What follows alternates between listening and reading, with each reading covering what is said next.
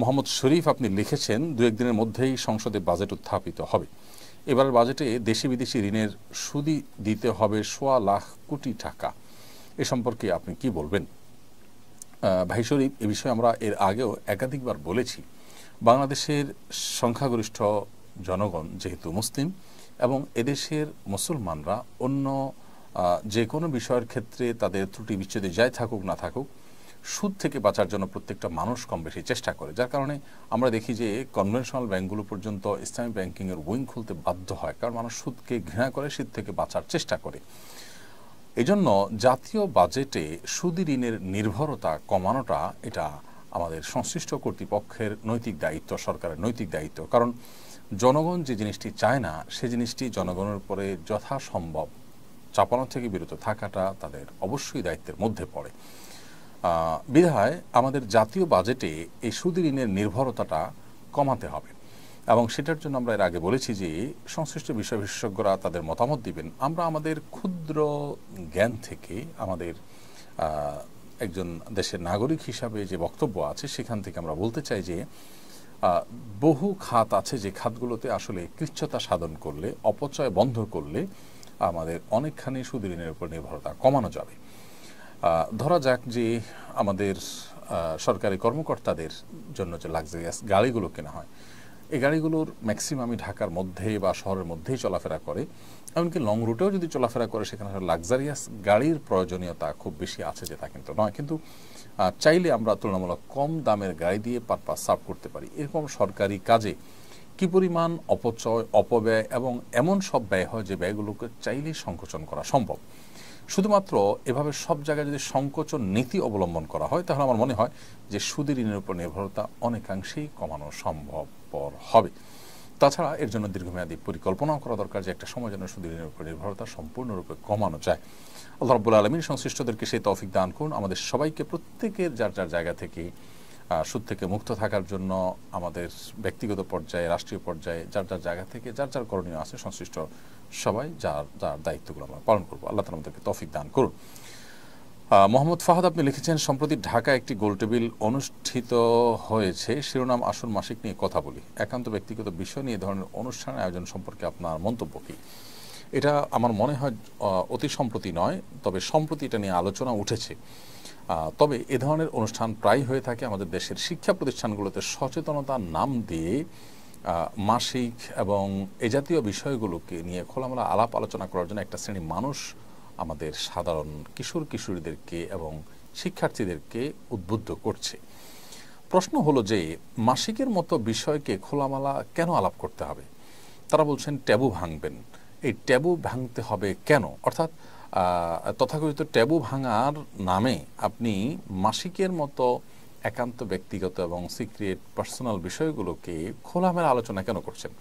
আমরা অনেকেই হয়তো জানি না যে এই চক্র বিদেশি এনজিও এবং তাদের মদতদাতা, তাদের এদেশি এজেন্ট যারা আছে, তারা এই মাসিক নিয়ে আপনার আলাপসালাপ, প্যাড নিয়ে আলাপসালাপ, এই জাতীয় বিষয় নিয়ে আলাপসালাপ তারা স্কুলে খুল্লম খোলা করার জন্য তারা ক্যাম্পেইন করছে এবং রীতিমতো আমাদের অনেকের কাছে এটা বেশ মানে গা সওয়া নয়, শুধুমাত্র অনেকে এটাকে অ্যাপ্রিসিয়েট করছি। আমরা মনে করছি যে কাজটা হয়তো ভালো। আমার প্রশ্ন হলো যে মানব ইতিহাসের শুরু থেকে আজও পর্যন্ত মেয়েদের যে মাসিক হয়ে থাকে, এই মাসিক নিয়ে খুল্লম খোলা আলাপ আলোচনা না হওয়ার কারণে কি ক্রাইসিস তৈরি হয়েছে, সমস্যাটা কি তৈরি হয়েছে? যদি বলেন যে কোথাও কোনো মেয়ে এ সম্পর্কে খুব বেশি খোলামেলা না হওয়ার কারণে বা না বলতে না পারার তার কোনো সমস্যা হয়েছে, তো সেটার রেশিও কতটুকু? আর এখন এটা নিয়ে খোলামেলা আলোচনা করার যে ফলশ্রুতি সেটা কি, সেটা দিনের আলোর মতো পরিষ্কার এবং কারোর সেটা বোধহয় আর বলে বোঝানোর অপেক্ষা রাখে না। দেখুন, মানুষের স্বভাবজাত লজ্জা, লাজুকতা, এটা মানুষের অনেক বড় একটা সম্পদ। এটা যখন হারিয়ে ফেলে কোনো সমাজের মানুষ, তখন সে সমাজ থেকে মানুষ ভালো কিছু আশা করে না, সেখান থেকে কল্যাণের কোনো কিছু মানুষ পায় না। মাসিকের মতো পার্সোনাল বিষয় নিয়ে তো আলাপ আলোচনা করতে, মানুষ তো মলমূত্র ত্যাগ করে, সেটাও তো পার্সোনাল বিষয়, তো সেটা নিয়ে একেবারে খুল্লম খোলা গোল টেবিল বৈঠক করে আলোচনা করেন তো দেখি? নিশ্চয়ই সেটা আপনি আলোচনা ওইভাবে করবেন না। আজকাল এই ক্যাম্পেইন যারা করছে তারা এও বলছে যে বাবা ভাইকে মাসিকের প্যাড আনতে দেন এবং এটা গোপন করতে হবে কেন? আমার প্রশ্ন হলো যে গোপন করার মধ্যে সমস্যাটা কোন জায়গায়? আমাদের সমাজে এই মানে যুগ যুগ ধরে যে চলে আসছে এই বিষয়ে মানুষের স্বভাবজাত লাজুকতা, আর এটা তো লাজুকতার বিষয়, এটা এমন এক বিষয় যে এটা আসলে খোলামেলা আলোচনার বিষয়ই না। এই পশ্চিমা যে সংস্কৃতি, তা সেখানে আপনার মানুষের যৌন কর্মকেও তারা আজকাল ব্যক্তিগত কর্ম বা গোপন কর্ম তারা মানতে রাজি না। তো মলমূত্র ত্যাগ করার জন্য আর তাহলে এটা কি এখানেও আর ওয়াল দেওয়ার দরকার কি, গ্লাস লাগাই দেন, এটাকেও আর ব্যক্তিগত কাজ বলার দরকার কি? খুবই দুর্ভাগ্যজনক। এরা আমাদের সমাজের তরুণদের মধ্যে, বিশেষ কিশোরদের মধ্যে নির্লজ্জতাকে ছড়িয়ে দিতে চায়। এদের বিরুদ্ধে আমাদের সোচ্চার হতে হবে। এরা আমাদের সমাজে নানা মুখরোচক স্লোগান দিয়ে এ ধরনের ক্যাম্পেইন করছে এবং এই সমস্ত ক্যাম্পেইনের কুফল আমরা দেখতে পাচ্ছি। আজ আমাদের কিশোরদের যে ভয়াবহ দুরবস্থা, এর অন্যতম কারণ হলো তাদের এই স্বভাবজাত যে লাজুকতা, সেটাকে তারা তুলে দেওয়ার অপচেষ্টায় লিপ্ত আছে। এমডি মাসুম বাচ্চা লিখেছেন, কোনো সম্পদের নেশাব পরিমাণ মালিক হলে 1 বছর অতিবাহিত হওয়ার পর ওই সম্পদ যদি নেশাব পরিমাণ না থাকে তাহলে যাকাত দিতে হবে কিনা? সকল সম্পদকে 1 বছর অতিবাহিত হওয়া শর্ত? কোনো সম্পদ, কেউ যদি নেশাব পরিমাণ সম্পদের মালিক হয়েছে, এরপর মাঝখানে যদি কোনো সম্পদ এসে যুক্ত হয় তাহলে ওইটার আর 1 বছর অতিবাহিত হওয়া জরুরি নয়, বরং আগের যেই নেশাব আছে সেই নেশাবের সাথে যেটাই প্লাস হবে সেটা আগের নেশাবের যখন জাকাত দিবেন সেটার সাথে মাঝে প্লাস হওয়া সম্পদেরও জাকাত আপনি দিয়ে দিবেন। আব্দুল্লাহ আল জুবাইর আপনি লিখেছেন, ব্যাংক থেকে লোন নেওয়া হারাম, কিন্তু বিপদে পড়ে কেউ যদি নিয়ে ফেলে এই গুনাহের ক্ষমা কি হবে? কিভাবে তওবা করলে আল্লাহ তাআলা মাফ করবেন? ভাই আব্দুল্লাহ আল জুবাইর, সুদী ব্যাংকের লোন বা সুদী প্রতিষ্ঠান থেকে সুদভিত্তিক লোন নেওয়া হারাম। অতএব কেউ সুদভিত্তিক লোন নিয়ে ফেললে আল্লাহ সুবহানাহু ওয়া তাআলার কাছে তওবার প্রক্রিয়া হলো যে খুব দ্রুততার সাথে তার অন্য স্থাবর সম্পত্তি বিক্রি করে হলেও বা অন্য হালাল বা বৈধ লোন নিয়ে হলেও এই লোনটাকে ক্লোজ করে ফেলা, অর্থাৎ যত দ্রুত সম্ভব এটা ক্লোজ করে ফেলা এবং আগের চুক্তি অনুযায়ী যে সুদ, সে সুদ দেওয়ার কারণে যদি তিনি এখন ভুল বুঝতে পারেন এবং তওবা নাসুহা করেন, আশা করে যে আল্লাহ তাআলা তাকে মাফ করবেন এবং তওবা নাসুহা করবেন, জীবনে আর কখনো তিনি সুদের পথে পা বাড়াবেন না, যত বিপদই তার হোক না কেন। আশা করে যে আল্লাহ রাব্বুল আলামিন ক্ষমা করবেন, কারণ তিনি ক্ষমাশীল, তিনি ক্ষমাকে ভালোবাসেন। ইন্নাল্লাহা ইউহিব্বুত তাওয়াবিনা ওয়া ইউহিব্বুল মুতাতাহহিরিন। আল্লাহ তাআলা তওবা করে আল্লাহর দিকে যারা আসেন তাদেরকে আল্লাহ তাআলা ভালোবাসেন, বিধায় তওবা করে গুনাহ মাফ চাইলে আশা করে যে আল্লাহ তাআলা মাফ করবেন। নদী আইডি থেকে আপনি লিখেছেন, কিভাবে দোয়া করলে দোয়া কবুল হয়?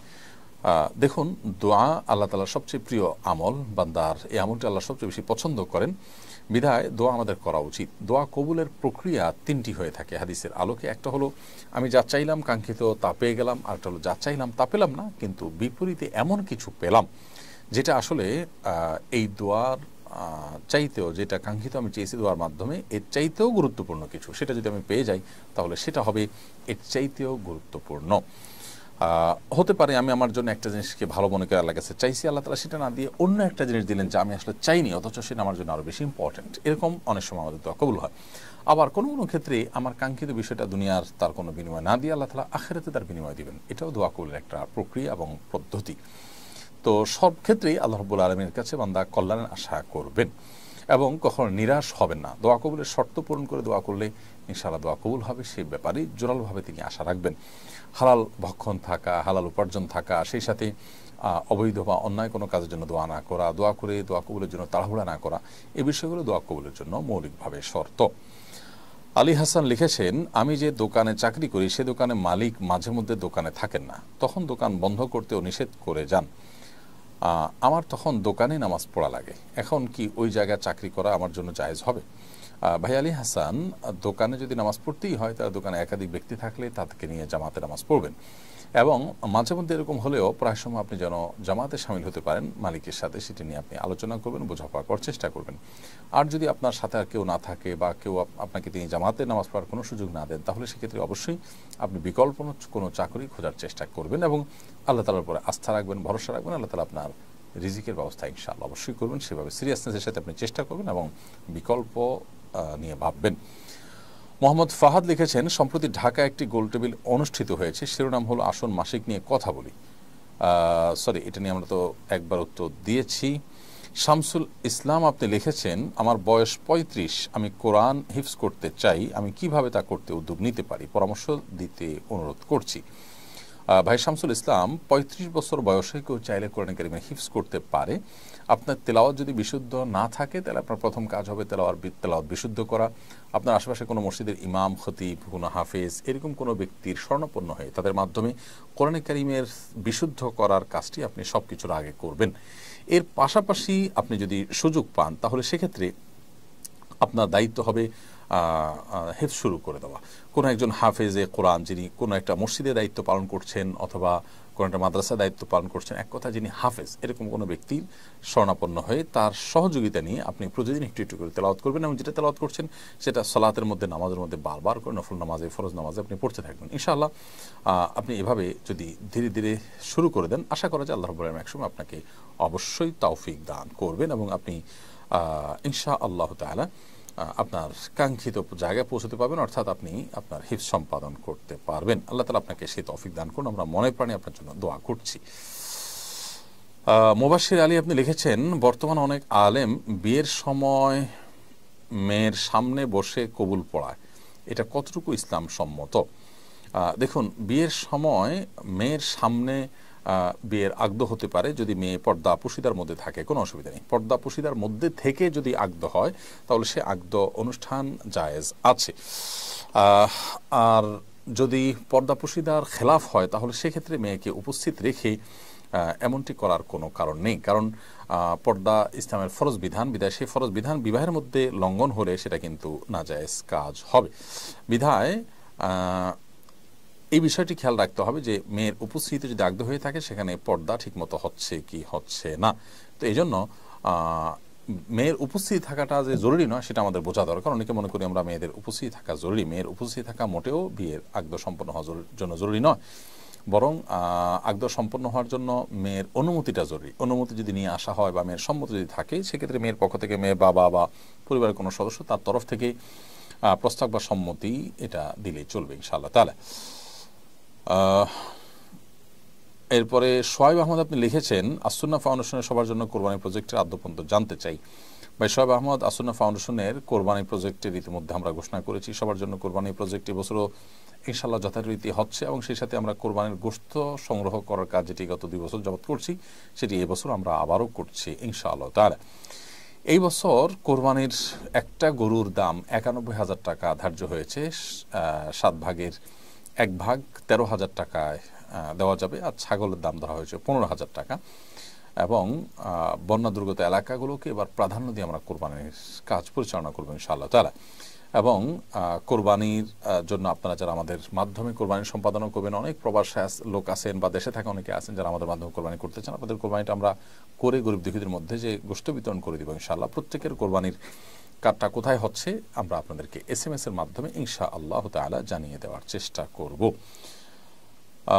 লুবনা ইসলাম লিখেছেন, আমি কাউকে অভিশাপ দিয়েছি, এখন করণীয় কি? আপনি কাউকে অভিশাপ দিয়ে থাকলে আল্লাহর কাছে তওবা করবেন, মাফ চাইবেন এবং তার জন্য বরং নেক দোয়া করবেন যাকে অভিশাপ দিয়েছেন। ইনশাআল্লাহ বিদিন আল্লাহ তাআলা ক্ষমা করবেন। আল্লাহ রাব্বুল আলামিন কোরআন কারীমে বলেছেন যে মানুষ যে বদদোয়া দিয়ে থাকে আমরা, এই জাতীয় বিষয়গুলো যদি আল্লাহর সাথে সাথে কবুল করতেন তাহলে মানুষ শেষ হয়ে যেত।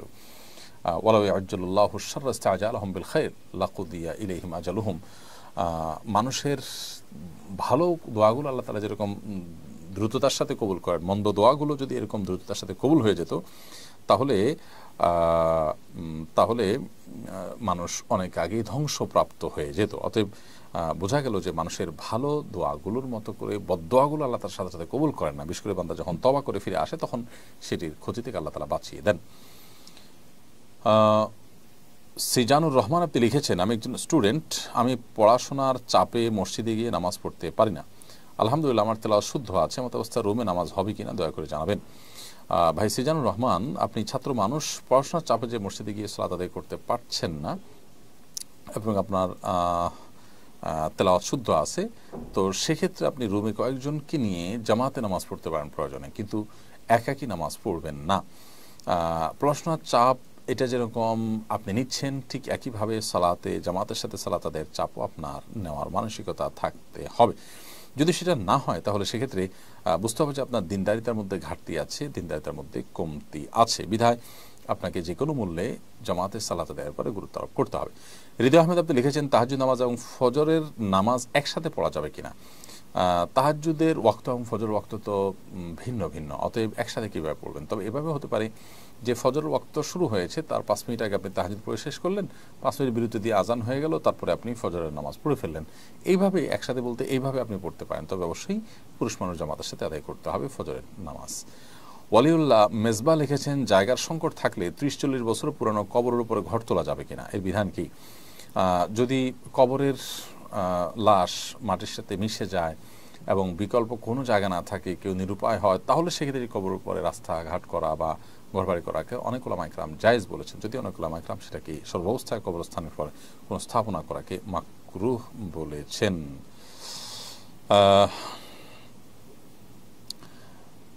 তাসনিম জাহান ফাহিমা আপনি লিখেছেন, আমার মায়ের কোনো সঞ্চয় নেই, কিন্তু ওনার বাবার বাড়ি থেকে কিছু জমি পেয়েছেন, এই অবস্থায় কি আমার মায়ের হজ ফরজ? বোন তাসনিম, আপনার মায়ের কোনো সঞ্চয় যেহেতু নেই, অতএব বাবার বাড়ি থেকে যে জমি পেয়েছেন সেই জমির উপার্জনের উপরে তিনি যদি নির্ভর থাকেন অথবা তার ফসলের উপর নির্ভর থাকেন, তাহলে সেক্ষেত্রে তার সেই জমি বিক্রি করে তার জাকাতও দিতে হবে না, হজও করতে হবে না। আর যদি ওই জমির উপরে নির্ভরতা তার করতে না হয়, বরং এটা এমনিতেই পড়ে থাকে, তাহলে সেক্ষেত্রে এই জমি বিক্রি করে হজ করার মতো সুযোগ থাকলে তিনি হজ করবেন। একজন নারীর হজ করার জন্য 2জন লোকের হজের টাকা লাগে, মাহরাম এবং তার নিজের, সেরকম টাকা যদি হয় টাকা এগুলা বিক্রি করে তাহলে তাকে হজ করতে হবে। আর জাকাতের বিষয়টা হলো যে ল্যান্ড যদি বিক্রির উদ্দেশ্যে না থাকে, জাস্ট পড়ে আসে অ্যাজ এ অ্যাসেট অথবা ফসল উৎপাদন করছেন, তাহলে ল্যান্ডের ভ্যালুর উপরে জাকাত আবশ্যক হয় না। জায়ান আহমদ আপনি লিখেছেন, নামাজ বা কোনো আমল করার সময় মনের অজান্তে লোক দেখানোর কথা মনে হয়, সাথে সাথে অনুতপ্ত হয়ে এতে কি দিয়া হবে? না, এতে দিয়া হবে না ইনশাআল্লাহ। নিজের ইচ্ছার বাইরে মনের ভিতরে যে আপনার চিন্তা আসে, এই চিন্তার কারণে মানুষ গুনাহগার হবে না, এটা শয়তান সৃষ্টি করে, এবং এটা আসার সঙ্গে সঙ্গে মানুষ যখন অনুতপ্ত হয়, লজ্জিত হয়, নিজেকে ভৎসনা করে এবং তওবা করে ফিরে আসেন, আশা করে যে আল্লাহ রাব্বুল আলামিন তাকে ক্ষমা করবেন। মামুন বিল্লাহ আপনি লিখেছেন, প্রাকৃতিক দুর্যোগ এলেই কেউ একে আল্লাহর গজব সাব্যস্ত করেন, অথচ এতে অনেক আলেম ওলামাও মারা যান, আসলেই কি এসব আল্লাহর গজব? আমরা এর আগে বিভিন্ন সময় বলেছি যে প্রাকৃতিক দুর্যোগ মানেই আল্লাহর গজব মনে করাটা এটা আমাদের জ্ঞানের স্বল্পতার কারণে আমরা করে থাকি। মূলত প্রাকৃতিক দুর্যোগ এটি কখনো কখনো আল্লাহ তাআলার তরফ থেকে বান্দার জন্য পরীক্ষা হিসাবে থাকে, কখনো কখনো এটি আল্লাহ তাআলা দিয়ে থাকেন বান্দার সবর এবং মর্যাদার মাধ্যমে তার মর্যাদা বৃদ্ধি করবার জন্য, আবার কখনো কখনো মানুষের কৃতকর্মের ফসল স্বরূপ দিয়ে থাকেন। অতএব এটাকে সর্বাবস্থায় আপনার গণহারে আল্লাহ তাআলার পক্ষ থেকে আযাব বা গজব হিসাবে আখ্যায়িত করা এটা মোটেই দায়িত্বশীলতার পরিচয় নয়। শাহিনা আফরোজ নিশি লিখেছেন, আমার এক বোন তার প্রবাসী স্বামীকে তালাক দিয়ে একই দিনে প্রেমিককে বিয়ে করে, তার এই বিয়ে এবং তালাক বৈধ হয়েছে কিনা, না হলে করণীয় কি? তা আর এই মেয়ে যদি তার ভুল বুঝে পূর্বের স্বামীর কাছে ফেরত যেতে চায়, যেতে পারবে কিনা, পারলে কি করতে হবে? বোন শাহিনা, প্রথম কথা হলো যে এই ধরনের প্রশ্নের উত্তর কোনো আলেমের সাথে সরাসরি সাক্ষাৎ করে ডিটেল লিখে তারপরে নেওয়ার চেষ্টা করতে হবে, কারণ এখানে অনেকগুলো পাল্টা প্রশ্নের ব্যাপার আছে যে প্রশ্নগুলো আপনাকে আমি করতে পারছি না এখানে। অতএব আমি অনুরোধ করব যে কোনো একটা ফতোয়া বিভাগে, কোনো বড় কোনো মাদ্রাসায় কোনো মুফতি থাকলে তার সাথে ফেস টু ফেস আপনি বিস্তারিত জানিয়ে তারপরে এই সমস্যার সমাধান নেওয়ার চেষ্টা করবেন। বিশেষ করে তিনি কি তালাক দিয়েছেন কিভাবে, একজন স্ত্রী তো তার স্বামীকে তালাক দিতে পারেন না, তাহলে তার প্রক্রিয়াটা কি ছিল, অর্পিত তালাকের ছিল কিনা, অর্পিত তালাকের শর্ত পাওয়া গেছে কিনা, অনেকগুলো ব্যাপার স্যাপার থাকবে। তবে মৌলিকভাবে একটু বলে রাখি যে একজন স্বামীর সাথে কোনো নারীর যদি বৈধ ডিভোর্সও হয়, এখানে আদৌ বৈধ ডিভোর্স হয়েছে কিনা জানি না, যদি বৈধ ডিভোর্স হয়েও থাকে তারপরও তিনি সাথে সাথে আরেকটি বিয়ে করলে পরবর্তী বিয়েটা অবৈধ হয়, সে বিয়ে বাতিল এবং সে বিয়ে গ্রহণযোগ্য নয়। আর পূর্বের স্বামীর কাছে ফিরে যাওয়াটা নির্ভর করবে যে তালাক তার কোন পর্যায়ে আছে, তিনি কোন পর্যায়ে তালাক দিয়েছেন, সেটা আদৌ তালাক হয়েছে কিনা, হলে কয় তালাক হয়েছে, এগুলোর উপর নির্ভর করবে। বিধায় এই বিষয়ে আমি আসলে উত্তর দিতে পারছি না আপনাকে। সাব্বির হোসেন লিজেন আপনি লিখেছেন, না বুঝে ওয়াদা করে ওয়াদা ভঙ্গ করলে কোনো ক্ষতি হবে কিনা? না বুঝে ওয়াদা করেছেন এমন ওয়াদা যেটা আসলে রক্ষা করতে পারবেন না, তো এটা আপনি ভঙ্গ করেছেন, তাহলে সেক্ষেত্রে আল্লাহ তাআলার কাছে তওবা করবেন, খাঁটি তওবা, যে এ ধরনের দায়িত্ব জ্ঞানহীনতার কাজ আর করবেন না। কারণ ওয়াদা করার পর ওয়াদা খেলাফ করা গুনাহের কথা এবং কবিরা গুনাহ, এই কবিরা গুনাহ থেকে আল্লাহ তাআলার কাছে মাফ চাইতে হবে, তওবা নাসুহা এবং খাঁটি তওবা করতে হবে। এরপর প্রশ্ন হলো, আমি একটি হিন্দু সম্প্রদায়ের মেয়ে, আমি ইসলাম ধর্মকে বিশ্বাস করি এবং আল্লাহর ইবাদত করতে চাই, এখন আমি যদি প্রকাশ্যে ইসলাম ধর্ম গ্রহণ করি তাহলে আমার পরিবার আমাকে ত্যাগ করবে। এমন অবস্থায় আমার কি করা উচিত, আমার পরামর্শ চাই। ধন্যবাদ বোন, আল্লাহ তাআলা আপনাকে হেদায়েতের পথে আসার তৌফিক দান করুন, আমরা আপনার জন্য মনে প্রাণে দোয়া করছি। আর আপনার প্রশ্নের উত্তর হলো যে আপনি যখন ইসলাম ধর্মের সত্যতা বিশ্বাস করেন মনে প্রাণে এবং আল্লাহর এবাদত আপনি করতে চাচ্ছেন, তাহলে সেক্ষেত্রে আপনার সৎ সাহস থাকতে হবে। প্রকাশ্যে ইসলাম এর কথা বললে পরিবার আপনাকে ত্যাগ করবে, সেজন্য নতুন মুসলিমদের সাপোর্ট করে এরকম প্রতিষ্ঠানগুলোর সাথে যোগাযোগ করে আপনি আপনার করণীয় ঠিক করবেন এবং একজন প্রাপ্তবয়স্ক মানুষ হিসাবে আপনার সে রাইট এবং অধিকার কিন্তু আছে। বিধায় দিন বা ইসলাম গ্রহণ করার পর নানা রকম কোনটা সময় পরিস্থিতির মুখোমুখি আমাদেরকে হতে হবে, সে বিষয়গুলো মাথায় রেখেই কিন্তু আমরা অগ্রসর হতে হবে। বিকজ সাহাবীদের কথা যদি আমরা বলি, ইসলামের ইতিহাসের প্রথম জিজ্ঞার সোনালী মানব যারা ছিলেন তাদের কথা যদি বলি, তারা ইসলাম গ্রহণ করার ফলে নানা রকমের বাধা বিপত্তির মুখোমুখি হয়েছেন, এরপরও তারা কিন্তু ইসলাম থেকে পিছপা হননি। শুভানা এআইডি থেকে আপনি লিখেছেন, নাপাক কাপড় পরিধান করে অজু করলে অজু হবে কিনা। নাপাক কাপড় পরিধান করে যদি কেউ অজু করেন অজু হয়ে যাবে, কারণ অজুর সাথে আসলে এটা সম্পর্ক নয়। তবে পরনে থাকা কাপড় নাপাক থাকলে যত দ্রুত সম্ভব সেটাকে পরিবর্তন করা কিংবা ধোয়া উচিত। বাট এই অবস্থায় যদি অজু করেন কেউ, অজু হয়ে যাবে, অজু হওয়া না হওয়ার সাথে এটা সম্পর্ক নয়। তবে হ্যাঁ, নাপাক কাপড় শরীরে লাগার কারণে যে অংশে নাপাক লেগেছে সে অংশটা ধুয়ে তাকে নামাজ পড়তে হবে। নাজিমউদ্দিন আপনি লিখেছেন, ঘূর্ণিঝড় রিমালের সময় অনেক মৃত বন্য প্রাণী ভেসে যেতে দেখা যায়, অনেক মৃত হরিণও দেখা গেছে, এসব হরিণের চামড়া ছাড়িয়ে ব্যবহার করা যাবে কিনা। খুবই সুন্দর একটি প্রশ্ন।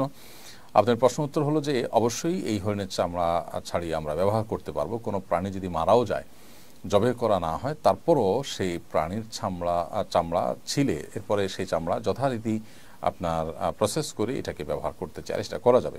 মৃত প্রাণীর গোশত খাওয়া যাবে না, কিন্তু চামড়া ছাড়িয়ে সেটির ব্যবহার করা ঠিকই জায়েজ আছে। বিপি রুবায়েদ আহমদ আপনি লিখেছেন, আমরা জানি সন্তানের বেহেশত মায়ের পায়ের নিচে, আবার এটাও শুনি স্ত্রীর বেহেশত স্বামীর পায়ের নিচে, এটা তো পরস্পর বিরোধী।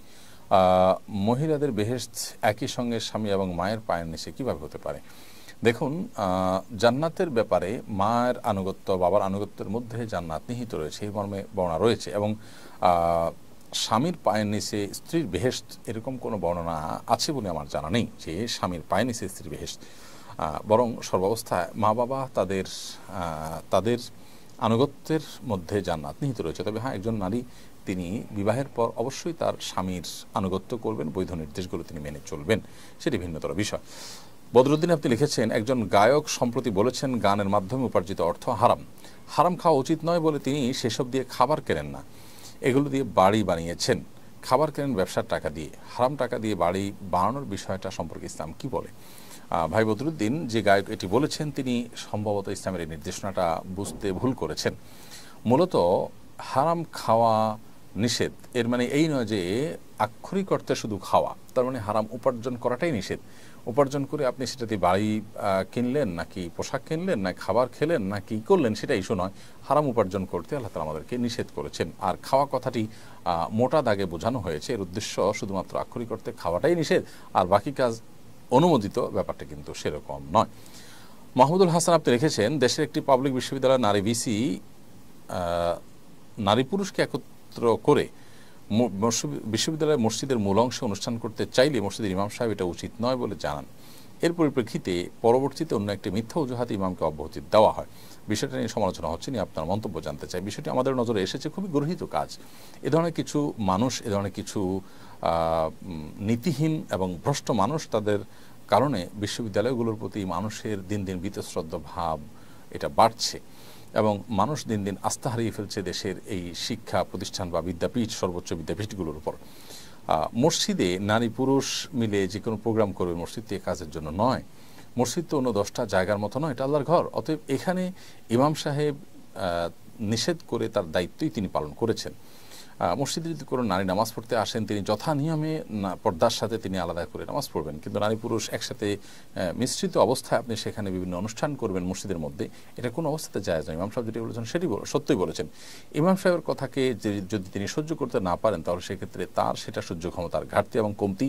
তিনি ইমাম সাহেবের প্রতি এই কারণে অন্য অজুহাত তুলে যে ইমাম সাহেবের চাকরি থেকে তাকে অব্যাহতি দেওয়ার উদ্যোগ নিয়েছেন, সেটি অবশ্যই গর্হিত কাজ করেছেন এবং তার উচিত তওবা করা, আল্লাহর ভয় করে ফিরে আসা। আমাদের সবাইকে আল্লাহর কাছে চলে যেতে হবে। আমাদের অন্যায়, অনাচার, ক্ষমতার দম্ভ, এর সবগুলোর জন্য আল্লাহ তাআলা কিছু কিন্তু আমাদেরকে বিচারের মুখোমুখি হতে হবে। বিধায় আমরা আশা করব যে ইমাম সাহেবকে তার চাকরি ফিরিয়ে দেওয়া হবে এবং এই ভিসি তাকে যথাযথভাবে তার এই কৃতকর্মের জন্য প্রায়শ্চিত্ত করতে বাধ্য করা হবে। এটি আমরা প্রত্যেকটা মানুষই আশা করব এবং যে কোনো বিবেক মানুষই সেটা আশা করবে। না হলে সমাজের মানুষের আস্থা দিন দিন তলানিতে যেতে থাকবে দেশের সর্বোচ্চ বিদ্যাপীঠগুলোর ব্যাপারে। খাদিজাতুল কুবরা আপনি লিখেছেন, আমি একজন স্টুডেন্ট, আমার পড়াশোনা মনোযোগী হতে পারছি না, আগের মতো ভালো রেজাল্ট করতে পারি না, চেষ্টার পরেও হয় না, এখন আমার কি করা উচিত? বোন খাদিজাতুল কুবরা, আপনার পড়াশোনার প্রতি মনোযোগী না হওয়ার অন্যতম বড় কারণ হতে পারে আপনার সোশ্যাল মিডিয়ার আসক্তি, মোবাইল ফোন ইত্যাদিতে ব্যস্ত থাকা ইত্যাদি ইত্যাদি।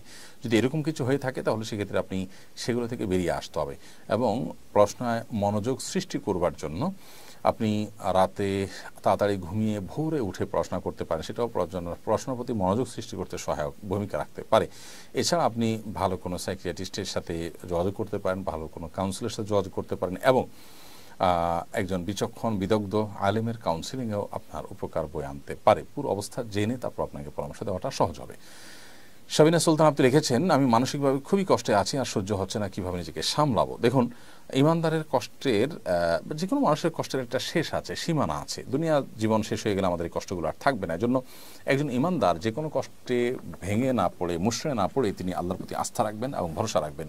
মনে রাখবেন যে এই পরিস্থিতি আপনার যে কষ্টের কারণ হচ্ছে, এটার এক সময় এন্ডিং আছে, এর একটা শেষ আছে, বিধায় এক সময় এটা শেষ হবে। বিধায় আপনি সবর করবেন এবং আল্লাহ সুবহানাহু ওয়া তাআলার কাছে কেমন বাক্যে দোয়া করবেন।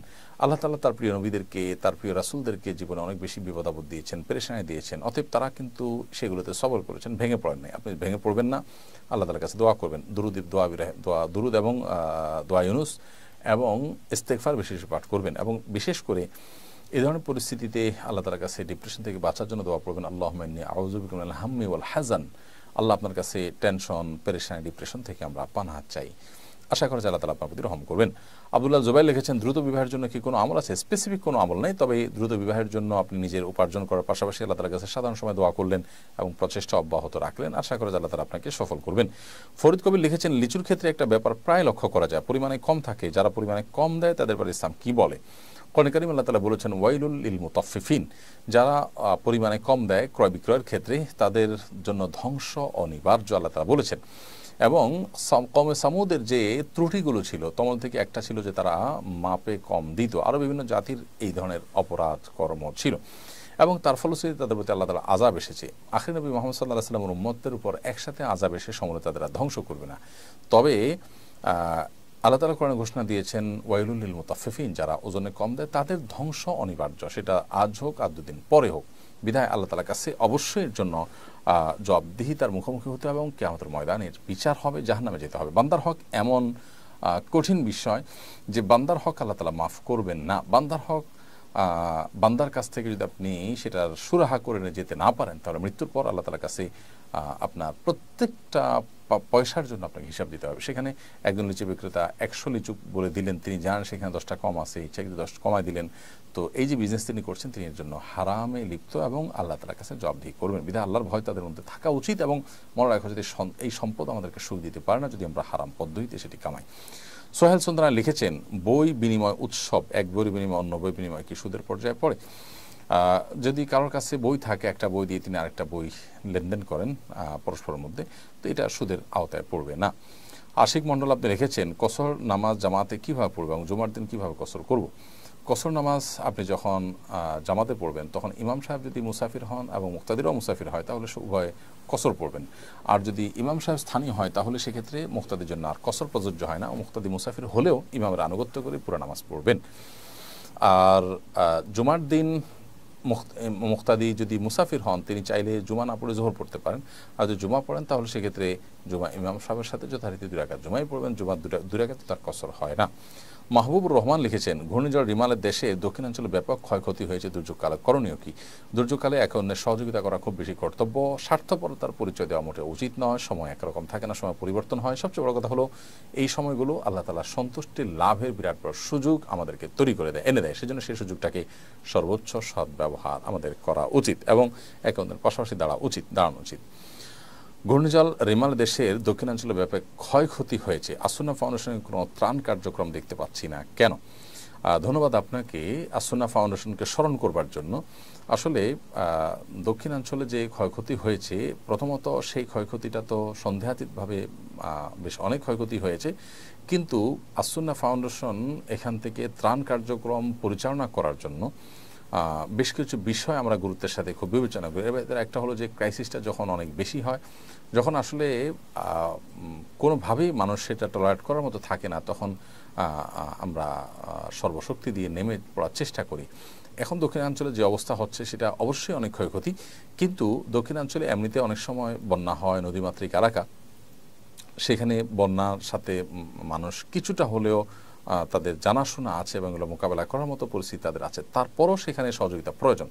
কিন্তু আসুন্না ফাউন্ডেশনের আপনারা জানেন যে অনেকগুলো প্রজেক্ট ইতিমধ্যে চলমান আছে। এই অবস্থায় আসলে অনেক জরুরি কাজ যেগুলো আমরা ইতিমধ্যে হাতে নিয়ে ফেলেছি সেগুলো শেষ না করে আসলে আমরা মুভ করতে পারছি না। যেজন্য আমরা ভাবছি যে আপাতত খাদ্যের কষ্টে সেখানে মানুষ আছে এবং অনাহারে মানুষ দিনাতিপাত করছে, এই লেভেলের কষ্টের চাইতে ঘরবাড়ি ভাঙন, অন্যান্য ক্ষয়ক্ষতিগুলো মানুষের বেশি হয়েছে, যার কারণে আমরা ইনশাআল্লাহ বন্যা পরবর্তী পুনর্বাসন করতে পারি কিনা সেটা নিয়ে আমরা ভাবছি, পর্যালোচনা করছি। এবং সেই সাথে কোরবানির যে প্রজেক্ট আমাদের আছে, ইনশাআল্লাহ কোরবানির প্রজেক্টটাকে আমরা এই ঘূর্ণিঝড় দুর্গত এলাকাগুলোতে বিশেষ প্রায়োরিটি দিয়ে আমরা সম্পাদন করার চেষ্টা করব ইনশাআল্লাহ তাআলা। সৌরভ ইসলাম সাজিদ লিখেছেন, ছোট একটা চাকরি করে বিয়ে করতে চাই, তবে মনের ভিতর নানা রকম দ্বিধাদ্বন্দ্ব আছে, এ বিষয়ে কিছু বলবেন? ভাই সৌরভ ইসলাম সাজিদ, আল্লাহ তাআলা আপনার মনের বাসনা পূরণ করুক, আমরা দোয়া করি, এবং আপনার বিবাহের যে প্রয়োজন সেটা আল্লাহ তাআলা পূরণ করার তৌফিক দান করুন। আমার মনে হয় আপনি কোনো আলেমের সাথে সরাসরি সাক্ষাৎ করে আপনার বিষয়টা সম্পর্কে আপনি জানার চেষ্টা করেন এবং সুরাহা করার চেষ্টা করেন, তাহলে ইনশাআল্লাহ বিদিল্লাহ আশা করা যায় যে আপনি আপনার সমস্যার সমাধান করতে পারবেন। আব্দুল আল কাফি লিখেছেন, দুর্যোগের মুহূর্তকেও অনেকে উদযাপন করে। ঘূর্ণিঝড় রিমালের সময়ও ফেসবুকে অনেকে খিচুড়ি খাওয়ার পোস্ট করেছে, কেউ কেউ তো রিমাল দেখতে কক্সবাজারেই চলে গেছেন। বিষয়টা কীভাবে দেখেন? দেখুন, আমরা খুব ভয়ঙ্কর একটা সময় পার করছি। আমার মনে হয় যে আজকাল যে কোনো বিষয় নিয়ে উৎসব করার বা যে কোনো বিষয়কে উদযাপন করার একটা মানসিকতা আমাদের মধ্যে তৈরি হয়েছে। এটা ভোগবাদ এবং বস্তুবাদ এই সমাজে জেঁকে বসার কারণেই হয়েছে। একজন ইমানদার তিনি পরকালে বিশ্বাসী হওয়ার কারণে তিনি ভোগবাদে গা ভাসাতে পারেন না, তিনি এই ধরনের উন্মাদনা তিনি করতে পারেন না। দুর্যোগ দুর্বিপাকে, বিশেষ করে ঘূর্ণিঝড়, প্লাবন, তুফান, এই সমস্ত পরিস্থিতিতে, ঝড় বৃষ্টি, এই সমস্ত পরিস্থিতিতে প্রান্তিক জনগোষ্ঠীর মানুষের অনেক কষ্ট হয়। তাদের কথা একজন বিবেকবান মানুষের মাথায় আসবে এবং তাদের জন্য কিছুটা করার চিন্তা করবেন। এর বাইরে সেই সময়টাতে ফুর্তি করা, আমি ঝড়ের মধ্যে বরং অনেক বেশি ফুর্তি করছি, আনন্দে আছি, আমি গোশপোলাও খাচ্ছি বা খিচুড়ি খাচ্ছি, এই বিষয়গুলো সোশ্যাল মিডিয়াতে শেয়ার করা ইত্যাদি করা, এটা হলো দায়িত্ব জ্ঞানহীনতার পরিচয়। মানুষ যে এখন স্বার্থান্ত হয়ে গেছে, মানুষ যে তার আশপাশ নিয়ে ভাবার সুযোগ পর্যন্ত নেই, শুধুমাত্র নিজের সুখটুকুই দেখছে, এরকম একটা ভয়ঙ্কর পরিস্থিতি আমরা দেখতে পাচ্ছি। এবং ধর্মীয় শিক্ষা, নৈতিক শিক্ষা সর্বত্র এটাকে দূরে সরিয়ে দেওয়ার কারণে কিন্তু এই পরিস্থিতি তৈরি হয়েছে। বিধায় আমাদের উচিত হবে আল্লাহর কাছে তওবা করা, ইস্তেগফার করা এবং এই জাতীয় পরিস্থিতিতে আল্লাহর দিকে মনোনিবেশ করা, ফুর্তি করা নয়। এসে আকবর লিখেছেন, তাহাজ্জুদের আগে কি বিতরের নামাজ পড়া যাবে? তাহাজ্জুদের আগে বিতরের নামাজ পড়বেন না, বিতরের নামাজ হবে শেষ নামাজ। নবী সাল্লাল্লাহু আলাইহি ওয়াসাল্লাম বলেছেন, যে আখিরাত সালাতিকুম বিল্লাইলি বিতরাতুন, রাতের শেষ নামাজ হবে তোমাদের বিতির। তবে কোনো কারণে যদি বিতরের নামাজকে আপনি রাতের শেষ নামাজ না করে আগে বিতির পড়ে ফেলেছেন, পরে সুযোগ পেয়েছেন বিতির পড়া, সেটা জায়েজ আছে।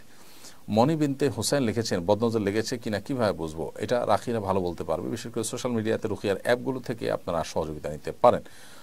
রোমানা কবির লিখেছেন, আমার ভাগ্নি 10 বছর 1 মাস 13 দিন বয়সে ইন্তেকাল করেছে। সে হিজাব করত, কোরআন পড়তে পারত এবং নামাজ শেখানো হচ্ছিল, ওর জন্য দোয়া কামনা করছি। অবশ্যই আপনার ভাগ্নির জন্য দোয়া করছি, আল্লাহ তাআলা তাকে জান্নাতুল ফেরদাউসের মেহমান হিসেবে কবুল করুন। মমিন খান লিখেছেন, সন্তান জন্ম হওয়ার পর যদি আজান দেওয়া না হয়, পরবর্তী করণীয় কি? আর পরবর্তীতে বিশেষ কোনো করণীয়, যদি আজান দেওয়া মিস হয়ে থাকে তবে আজান দেওয়াটা মুস্তাহাব। না না দিলে যে গুনাহ হবে এটা সেরকম না। নীলুফা জামি আপনি লিখেছেন, রিজিক নিয়ে খুব পেরেশানিতে আছি, পরামর্শ কামনা করছি। রিজিক নিয়ে পেরেশানি এই জন্য হয় যে রিজিক সম্পর্কে আমাদের ধারণা নাই, যে এটি আল্লাহ তাআলার জিম্মায়। আমরা চেষ্টা করব আমাদের দায়িত্ব এবং কর্তব্যের অংশ হিসেবে, বাকি রিজিক দেওয়ার মালিক আল্লাহ তাআলা। আল্লাহ তাআলা কখনো পরীক্ষা করেন, কখনো কষ্ট দেন, কখনো মানুষকে সুসময় দেন। সেই পরিস্থিতিগুলোতে আল্লাহ তাআলার উপরে পরিপূর্ণ আস্থা আমাদের থাকতে হবে। তাবাসসুম কিয়া লিখেছেন, আমার শ্বাসের সমস্যা, আমি সব সময় উজু করতে পারি না, এক্ষেত্রে আমি কি তায়াম্মুম করতে পারবো? শ্বাসের সমস্যা হলে পানি দ্বারা যদি উজু করতে আপনি না পারেন, তাহলে সেক্ষেত্রে তায়াম্মুম করতে পারবেন।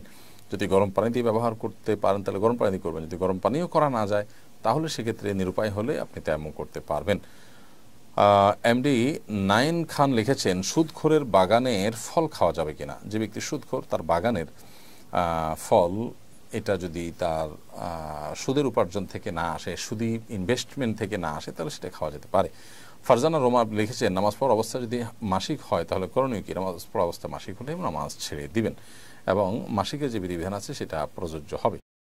আশফিক আহমদ লিখেছেন, ঘরের দরজার সামনে একটি গাছ ছিল, গাছটি মারা গেছে কিন্তু কাটা হয়নি। অনেকে বলে এই গাছের ছত্রছায়া অমঙ্গল এবং কুলক্ষণ, আসলে কি সত্য? এটা একেবারেই কুসংস্কার, এটাকে অমঙ্গল বা অলক্ষণ কুলক্ষণ মনে করাটা বরং গুনাহের কথা। কামরুল হাসান লিখেছেন, যদি রাতে স্বপ্নদোষ হয় আর আমি না বুঝতে পেরে গোসল ছাড়াই ফজর নামাজ পড়ি তাহলে কি আমার নামাজ হবে কিনা? আপনি না জেনে না বুঝে যেটা করে থাকেন, পরবর্তীতে সে নামাজ কাজা করবেন, কারণ তার এই নামাজ হয়নি। মুবাশশারা বিনতে আবুল কাসেম লিখেছেন, বাবা মাকে কীভাবে দিনের পথে আনার জন্য নসিহা করব? নিজে নরমে বোঝাবেন এবং তাদের উপযোগী বই পুস্তক বা ওয়াজ নসিহত তাদেরকে শোনাবেন, পড়াবেন, অথবা অন্য কাউকে দিয়ে বোঝাবেন এবং শেষে আল্লাহর কাছে দোয়া অব্যাহত রাখবেন। ইনশাআল্লাহ বিদিনিল্লাহ আপনার এই বহুমুখী প্রচেষ্টা দ্বারা আশা করে যে আল্লাহ রাব্বুল আলামিন আপনার মা বাবাকে, আপনার প্যারেন্টসকে হেদায়েত দান করবেন। তবে চূড়ান্ত কথা হলো যে হেদায়েতের মালিক আল্লাহ তাআলা, আমরা চেষ্টা করার মালিক শুধুমাত্র আমরা চেষ্টা করব।